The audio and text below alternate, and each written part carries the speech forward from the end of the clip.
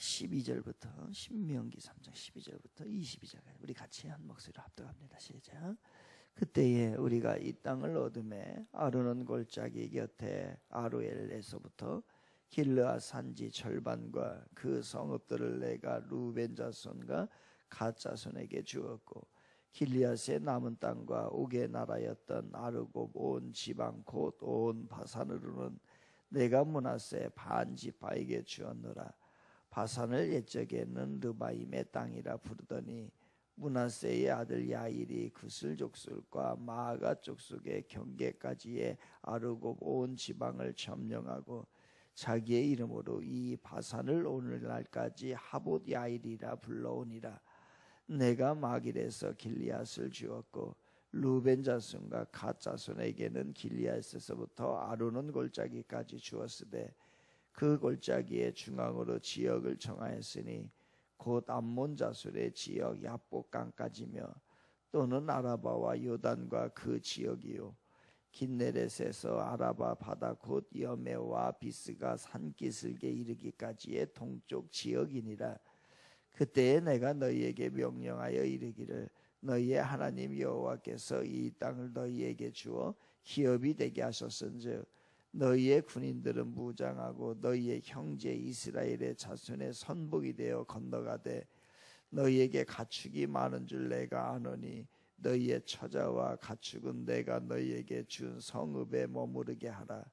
여호와께서 너희에게 주신 것 같이 너희의 형제에게도 안식을 주시리니 그들도 요단 저쪽에서 너희의 하나님 여호와께서 그들에게 주시는 땅을 받아 기업을 삼기에 이르거든 너희는 각기 내가 준 기업으로 돌아갈 것이라 하고 그때에 내가 여호와에게 명령하여 이르기를 너희의 하나님 여호와께서 이 두 왕에게 행하신 모든 일을 내 눈으로 보았거니와 내가 가는 모든 나라에도 여호와께서 이와 같이 행하시리니 너희는 그들을 두려워하지 말라.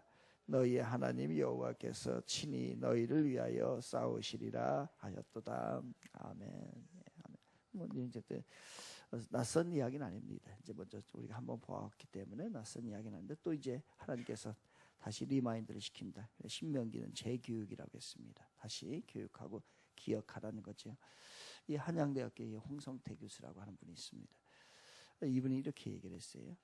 역사와 문화와 과학과 삶의 진보는 발전한다는 거죠. 이런 것은 어떻게 되느냐? 먼저 가는 사람들 때문에 이루어진다고 해도 과언이 아니다. 이렇게 얘기했습니다.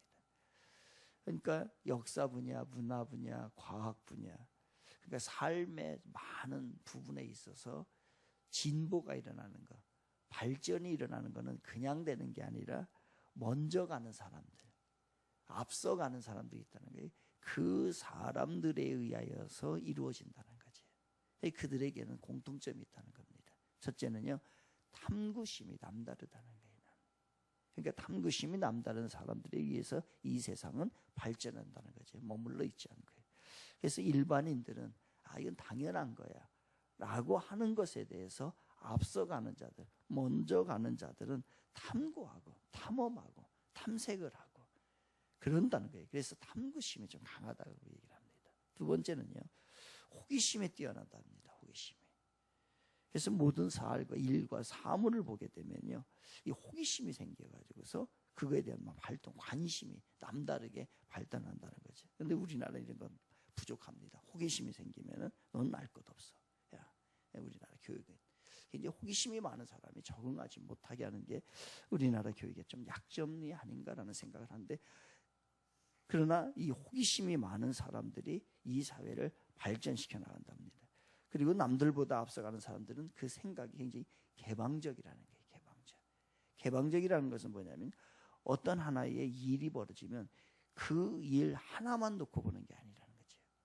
하나만 놓고 보는 게 이 일과 연관이 있는 것들. 그러니까 이게 폭이 넓은 거예요. 그렇습니다. 우리 신앙도 다 마찬가지고 모든 일도 마찬가지입니다. 오늘의 나의 모습은 그냥 나 오늘만 놓고 보면 안 되고 과거의 저 모습을 보게 되면 오늘의 모습을 보게 되는 거지. 그래서 오늘의 모습은 또 어떻게 생각하냐면 내일을 결정한다라고 생각을 하시면 됩니다. 오늘 나의 기도가 그냥 오늘 나의 기도로 머무르는 게 아니죠. 이게 내일 응답이 오고 내일의 발전에, 내일의 하나님의 은혜의 축복에 연관이 되어 있는 거예요. 이렇게 생각하는 거. 개방적이라는 것은 멀리 보는 겁니다. 폐쇄적으로 하나만 단편적으로 보는 것이 아니라는 거예요. 그래서 모든 사건이 이루어질 때, 어제도 제가 말씀을 드렸습니다.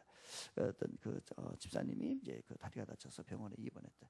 그 하나의 사건만 놓고 보게 되면요, 우울하고, 그리고 하나님의 뜻을 절대로 발견하지 못하게 됩니다. 이 사건을 통해서 하나님이 하실 일이 뭘까? 하나님은 왜 이런 계획을 가지고 계실까? 그리고 일어난 일은 도대체 하나님의 뜻은 어디에 있을까? 이거를 발견하는 것이 바로 일반 사람들과 하나님의 사람과의 차이점인 겁니다. 그러니까 단편적으로 끊어서 인생을 보는 게 아니에요. 이 한 부분만 이렇게 보는 게 아니고 그것을 이거와 연결시키는 거예요. 과거와 오늘을 연결시키고 오늘을 내일과 연관시키는, 쭉 전체적으로 멀리 보는 거. 이게 바로 뭐냐면 개방성입니다. 그러니까 사람이 앞서가는 자는 바로 개방적이라는 거죠. 또한 이 앞서가는 자들, 먼저 가는 사람들은 새로운 경험을 굉장히 중요하게 여긴답니다. 새로운 경험을.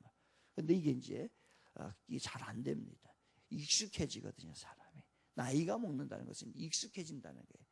그래서 익숙한 것에 먹었던 것을 계속 먹게 되고 하던 일을 계속 하게 되는 일들이 발생을 합니다. 그래서 우리도 커피숍에 가도 어떻게 합니까? 커피숍에 가도 내가 먹었던 것만 오더를 내리죠. 먹었던 맛 시킵니다. 근데 이렇게 하면 안 된다. 젊었을 때는 이렇게 하지 않는다는 거죠. 근데 이제 나이가 먹으면은 이게 익숙해지는 거 그래야 돼요. 그러나 앞서가는 자는 그렇게 하면 돼. 새로운 게 나왔다라고 하면 무조건 먹어보라는 거죠. 이 식당에서도 주위에서도 새로운 메뉴가 나왔다 그러면 한번 먹어보고서 평가를 해보라는 거예요. 맛있든 없든 간에. 그리고 새로운 것이 무엇인가 생겼다고 한다면 찾아가 보라는 거예요. 늘 단골로 다니는 곳만 좋아하지 말고 새로운 것에 대한 그러한 것들. 그게 바로 뭐냐면 앞서가는 자들은 이러한 새로운 경험을 좋아한다는 겁니다. 그런데 우리는 이제 이렇게 얘기를 하면 뭐 탐구심, 호기심, 개방성, 경험 얘기를 하게 되면 나는 다른 사람보다 앞서가는 게 하나도 없네 라고 생각을 하면서 이제 나는 앞서가는 자가 아니다라고 생각합니다. 그렇지는 않습니다. 하나님께서 모든 사람에게는 앞서가고 먼저 가는 사람으로 만들어 주셨습니다. 특별히 우리 그리스도에게는. 여러분은 이미 앞서가고 있습니다. 우리는 벌써 다른 사람들이 안 하는 걸 하고 있는 거예요. 심지어는 오늘 새벽에 일찍 일어났잖아요. 이게 얼마나 앞서가는 건지 모릅니다. 그잖아요. 다른 사람은 지금 출발을 안 했거든요. 오늘 하루를 출발 안 하고 잠자리에 있어요.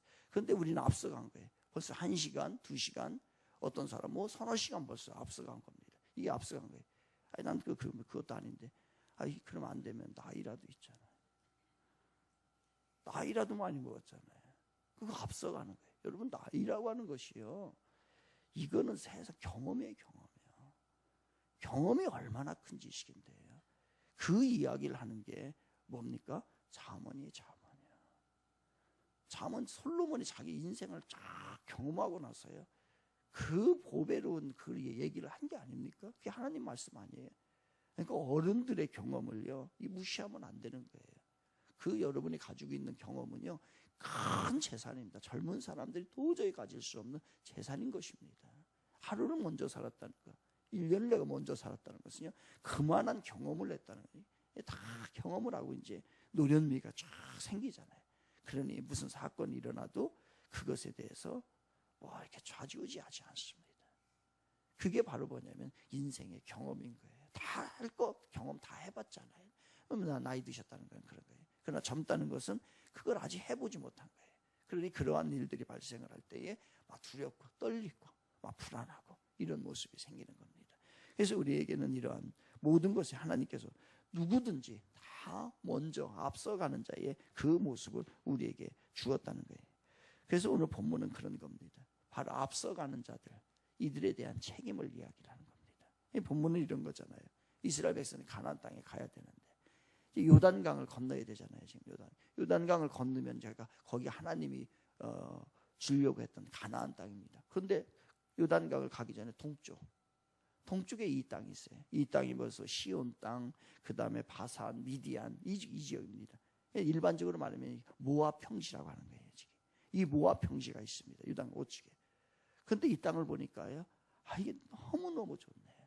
특별히 이 루벤 지파와 갓 지파와 이 므낫세 반 지파, 이 사람들은 이 목축을 하는 사람들 있잖아요. 그러니까 회적의 장소인 거예요. 지금도 이곳에는요, 굉장히 비옥하고 곡식이 잘 되고, 심지어는 풀이 너무 많아가지고서요, 이렇게 지나갈 수 없을 정도로 이렇게 풀이 많고, 그런 좋은 조건입니다. 그러니 내가 가축을 키우는 입장에서는요, 가나안 땅 안 가도 되는 거예요. 여기가 너무너무 좋은 거예요. 그래서 이 땅을 달라고 하는 거잖아요. 우리 안 가겠다. 저기 안 가겠다. 그러니까 우리 이쪽에 요단강의 동쪽을 달라는 거예요. 가축을 많이 해요. 한편으로 생각하면은 굉장히 이기적이죠. 지금 목적이 가나안 땅을 향해서 지금 으쌰 하고 있는데, 자기네들 입장에서 좋다고 거기 머무르려고 하는 그러한 모습입니다. 그래서 이건 굉장히 분열을, 공동체의 분열을 하나의 목표를 놓고서 막 하는데, 자기네들은 여기서 머물겠다라고 하는 것은 굉장히 분열을 일으킬 수 있는 요소입니다. 또 그 앞장선 사람이 누구예요? 루벤 지파잖아요. 루벤 지파는 이스라엘의 장자 지파예요. 우리가 말하는 맏형입니다. 맏형. 맏형이 동생들을 끌고서 으쌰 가자 이렇게 해서 동생들을 데리고 가야 되는데, 맏형이 나 못 가, 니들끼리 가, 난 여기가 좋으니까 난 여기서 놀고 먹고 아주 할 거야 라고 한다면은 그 주위에 있는 사람들이, 그 동생들이 얼마나 낙심이 되겠습니까? 이런 거예요. 안 된다는 거죠. 그런데 자꾸 달라고 하니까 줍니다. 단 약속을 합니다. 그들이 이제 모세에게 와서, 우리가 한마디로 얘기하면 이거예요. 책임을 다하겠습니다. 끝까지 책임을 다하는, 책임을 완수를 하겠습니다라고 하는 그러한 약속을 하고서 그것을 받게 됩니다. 오늘 이런 얘기인 거예요. 그래서 여기서 우리가 머물겠습니다. 그러나 만약에 여기서 우리가 머물고서 이 사람들이, 여기에 지금 모압 평지에 있는 사람들이 문제를 일으킨다면 우리가 요새를 지어서 우리가 공격을 다 철저하게 막겠습니다. 우리가 그 책임을 끝까지 다 하겠습니다. 또 그리고 나서 이제 당신들이 이제 서쪽으로 넘어가야 되잖아요. 그 가나안 땅에 넘어가서 싸울 때에 우린 여기에 있는 것이 아니라 함께 가서 싸우겠습니다. 다 그 땅을 정복할 때까지 함께 가겠습니다. 라고 하는 얘기예요. 또 그리고 난 다음에 그 저쪽 건너편에 있는 땅은 우리가 절대로 달라고 하지 않겠습니다. 이 세 가지를 약속합니다. 그리고 나서 그들이 이 땅을 주는 거죠. 오늘 본문은 이러한 얘기예요. 그러면서 이 본문을 이제 한 장을 더 불어가지고서 신명기 3장에서 이 이야기를 하는 건 뭡니까? 그들에게 먼저 줬다는 얘기예요. 그들에게는 먼저 땅을 줬는데, 그렇다고 한다면 우리는 땅을 차지했기 때문에 아무 일도 하지 않아도 되느냐, 그 얘기를 하려고 하는 게 아니라, 먼저 앞선 자, 그리고 먼저 차지한 자에게는 그들이 땅을 정복할 수 있도록 함께할 뭐가 있다고요? 책임이 있다는 거예요. 생각해 보니까 이 사람들이 누구냐면 바로 우리라는 거죠. 오늘 그리스도인들, 오늘 먼저 앞서 세운 자들, 바로 우리들에게는요 뭐가 있냐면요, 책임이 있습니다. 그들을 도와줄 책임이 있고, 그들이 그 땅을 정복할 수 있도록 해줄 책임이 우리에게 있다는 거죠. 그런데 우리 사람들은, 이제 현대인들은 책임을 잘 회피합니다. 왜 그러냐면요, 책임에는 희생이 따르거든요. 내가 그 책임을 감당하려고 하면 내가 책임이 희생이 따라요. 그런데 이 희생은 사람들이 이렇게 생각을 해요. 내가 그 책임을 하기 위해서 희생이 따르는 것은 나에게 유익이 안 된다고 생각합니다. 내가 책임을 다하고 희생을 하는 것은 다른 사람에게 유익이 된다라고만 생각하기 때문에 우리가 그 책임을, 희생을 감수해서 하지 않습니다. 그런데 우리는 좀 넓게 개방적으로 보자는 얘기죠. 무슨 얘기입니까? 우리가 그 책임을, 희생을 다해서 하는 책임이 꼭 다른 사람에게만 유익이 되는 얘기예요. 성경은 그렇게 하지 않습니다.